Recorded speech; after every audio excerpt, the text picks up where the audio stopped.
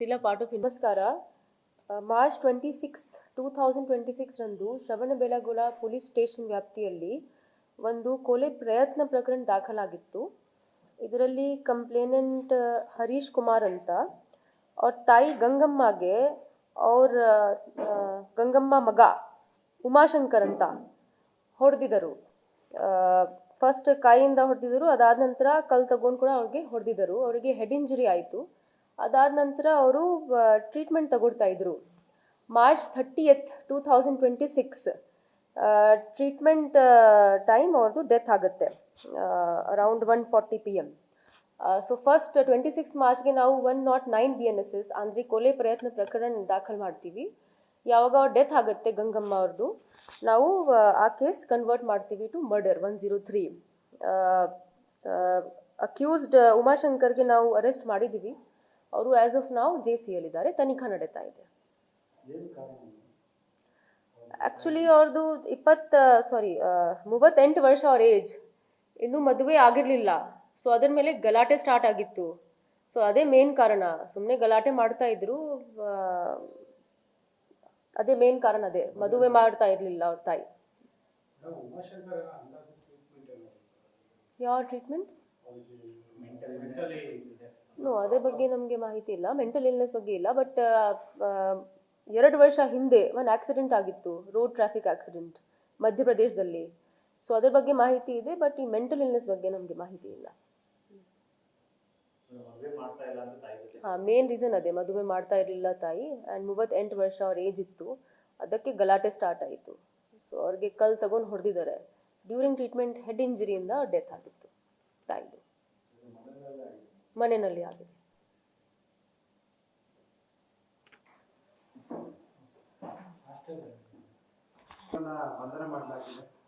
Total 15 ಜನ ಆರೋಪಿಗಳು ಬಂಧನ ಮಾಡಲಾಗಿದೆ.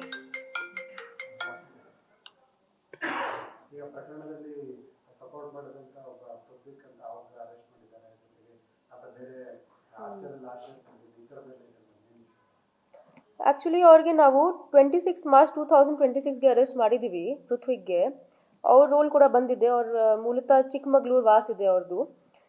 ಸ್ಟೂಡೆಂಟ್ ಇದ್ರು ಅವರು ಅರಸೀಕೆರೆ ರೈಲ್ವೆ ಸ್ಟೇಷನ್ ಪಕ್ಕದಲ್ಲಿ ಅವರಿಗೆ ಅರೆಸ್ಟ್ ಮಾಡಿದ್ದೀವಿ ನಾವು. SC/ST ಹಾಸ್ಟೆಲಿಂದ ಅರೆಸ್ಟ್ ಮಾಡಿಲ್ಲ ಅವ್ರಿಗೆ.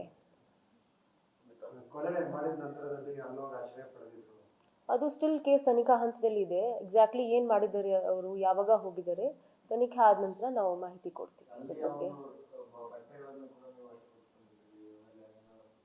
ಅದು ಎಲ್ಲ ತನಿಖಾ ಹಂತದಲ್ಲಿದೆ. ಅದು ಆಫ್ಟರ್ ಚಾರ್ಜ್ ಶೀಟ್ ನಾವು ಎಲ್ಲ ರಿವೀಲ್ ಮಾಡ್ತೀವಿ. ಮಹಜರಾಗಿದೆ, ಬಟ್ ಏನು ಮಹಜರಾಗಿದೆ, ಯಾಕಾಗಿದೆ, ಅದು ಚಾರ್ಜ್ ಶೀಟ್ ಆದ ನಂತರ ನಾವು ಡಿಸ್ಕ್ಲೋಸ್ ಮಾಡ್ತೀವಿ. ಬಟ್ ಹಾಸ್ಟೆಲಿಂದ ಅವರು ಅರೆಸ್ಟ್ ಆಗಿಲ್ಲ, ಅಲ್ಲಿ ಅವರು ಇರಲಿಲ್ಲ. ಅವರಿಗೆ ನಾವು ಅರಸೀಕೆರೆ ರೈಲ್ವೆ ಸ್ಟೇಷನ್ ಸಮೀಪ ನಮ್ಮ ಟೀಮಿಂದ ಅರೆಸ್ಟ್ ಮಾಡಿಸಿದ್ದೀವಿ.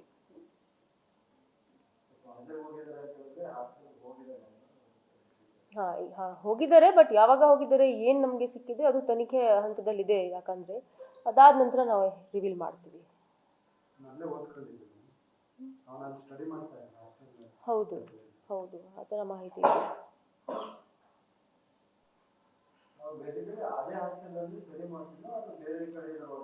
ಪ್ರೆಸೆಂಟ್ಲಿ ಸ್ಟಡಿ ಮಾಡ್ತಾ ಇರಲಿಲ್ಲ, ಬಟ್ 1 year ಬ್ಯಾಕ್ ಅಲ್ಲೇ ಇದ್ರು, ಆ ಥರ ಮಾಹಿತಿ ಇದೆ.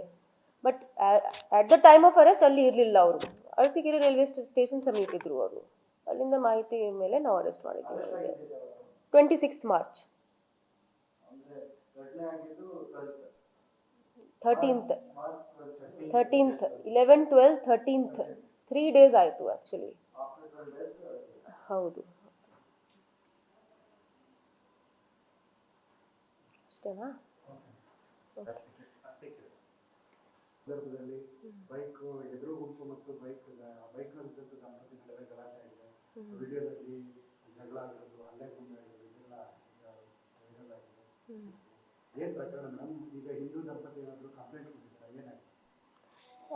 ಇನಿಷಿಯಲಿ ಅವರು ಅನ್ಐಡೆಂಟಿಫೈಡ್ ಇದ್ರು ಅವರು, ದಂಪತಿ. ಲೇಟ್ ಲಾಸ್ಟ್ ನೈಟ್ ನಾವು ಐಡೆಂಟಿಫೈ ಮಾಡಿದ್ದೀವಿ ಅವ್ರಿಗೆ. ಬಟ್ ಅವರು ಕಂಪ್ಲೇಂಟ್ ಕೊಡ್ತಾ ಇಲ್ಲ. ಬಟ್ ಯಾಕಂದರೆ ಪಬ್ಲಿಕ್ ಪ್ಲೇಸಲ್ಲಿ ಗಲಾಟೆ ಆಗಿತ್ತು, ಅದಕ್ಕೆ ನಾವು ಒಂದು ಸುವಮೋಟೋ ಕೇಸ್ ತಗೊಂಡು ಆಫ್ರಿ ಕೇಸ್ ಹಾಕಿದ್ದೀವಿ. ಬೇಸಿಕಲಿ ಇದು ರೋಡ್ ರೇಜ್ ಇನ್ಸಿಡೆಂಟ್ ಇತ್ತು. ಒಬ್ಬರು ಸೋಫಿಯಾನ್ ಅಂತ ಮತ್ತು ಇಬ್ಬರು ಜನ ಇವರು ಹೋಗ್ತಾ ಇದ್ರು. ಓವರ್ಟೇಕ್ ಮಾಡುವಾಗ ಗಲಾಟೆ ಆಯಿತು. ಸೊ ಪಬ್ಲಿಕ್ ಪ್ಲೇಸಲ್ಲಿ ಫೈಟಿಂಗ್ ಮಾಡಿದ್ದಾರೆ ಇವರು. ಅದರ ಮೇಲೆ ನಾವು ಯಾಕಂದರೆ ಅವರು ಕೇಸ್ ಕೊಟ್ಟಿಲ್ಲ, ನಮಗೆ ಕಂಪ್ಲೇಂಟ್ ಕೊಟ್ಟಿರಲಿಲ್ಲ, ಅದಕ್ಕೆ ನಾವೇ ಒಂದು ಸುವಮೋಟೋ ಕೇಸ್ ತಗೊಂಡಿದ್ದೀವಿ. ಆಫ್ರೇದು ಕ್ರಮ ತಗೊಳ್ತಾ ಇದ್ದೀವಿ ನಾವು. ಹಾಂ, ನಾವು ಎನ್ಕ್ವೈರಿ ಮಾಡಿದ್ದೀವಿ, ಇನ್ನೂ ಎನ್ಕ್ವೈರಿ ಮಾಡ್ತೀವಿ. Just late last night case register ಆಗಿದೆ, ಇನ್ನು ಎಲ್ಲ ನಮಗೆ ಪ್ರೊಸೀಜರ್ಸ್ ಫಾಲೋ ಮಾಡಬೇಕು. ಆಫ್ರೇ ಅಂದರೆ ಪಬ್ಲಿಕ್ ಪ್ಲೇಸಲ್ಲಿ ಫೈಟಿಂಗ್ ಮಾಡಿದ್ದಾರೆ, ಪಬ್ಲಿಕ್ ಪೀಸ್ ವೈಲೇಟ್ ಮಾಡಿದ್ದಾರೆ, ಅದಕ್ಕೆ ಒಂದು ಕೇಸ್ ಆಗಿದೆ.